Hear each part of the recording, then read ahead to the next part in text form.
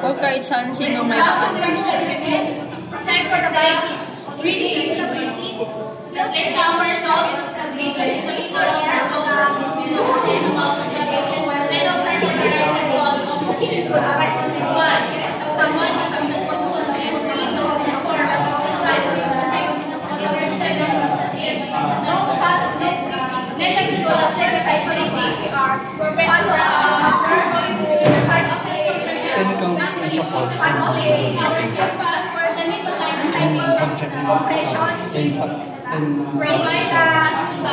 sa pulse. Provide below the nipple of the baby and the other members to the back part of the baby. Then raise the chest compression. 1, 2, 3, 4, 5, 6, 7, 8, 9, 10, 11, 12, 13, 14, 15, 16, 17, 18, 19, 20, 1, 2, 3, 4, 5, 6, 7, 8, 9, 1. Tilt the head, pinch the nose. 1, 2, 3,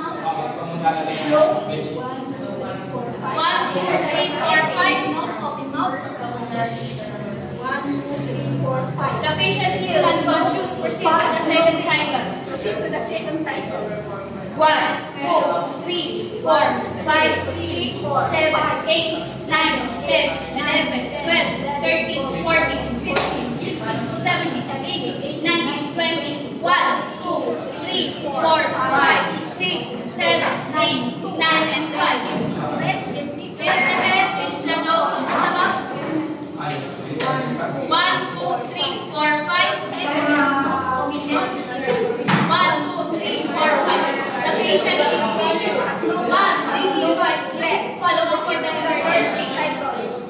Then, gently side-lying the patient. Sir, tatagilin lang po kita. Gently protect the head, the shoulder, check their sides. Julian. Kung yung isang beses lang tatawag ng numbers, saan yung pangalawa? Diba una, pagka-check mo ng there's no responsiveness, yun na. Tapos pangalawa ulit, chinek mo na yung cup niya. Tapos pwede pa follow up mo ng emergency. Tapos saka ka na. Tsaka mag-proceed ng 30 compression. As ready, so we check the circulation.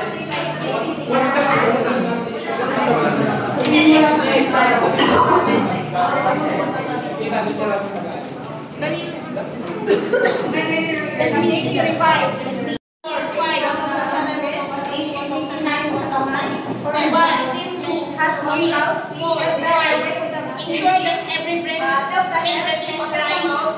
Allow the air to sit before giving the second breath.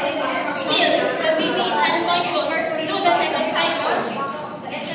Then 1, 2, 3, 4, 5, 6, 7, 8, 9, 10, 11, 12, 13, 14, 15, 16, 17, 18, 19, 20, 1, 2, 3, 4, 5, 6,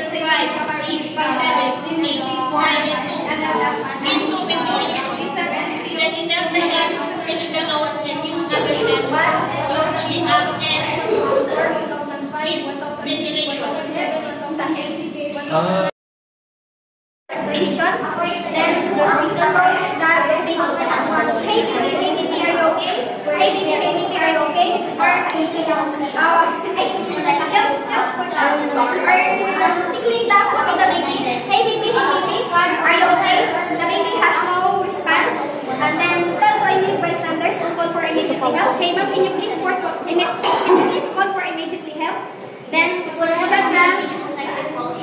check the cup of the baby, the circulation, airway, and breathing. Checking the circulation of the baby, place your two fingers, index and the middle finger of the brachial pulse of the baby. 1, 1,001, 1,003, 1,004, 1,005, 1,006, 1,007, 1,008, 1,009, 1,010. The baby has no pulse. Check the airway of the baby. Open the mouth of the baby and check for any obstruction. And then use your pinky finger to remove.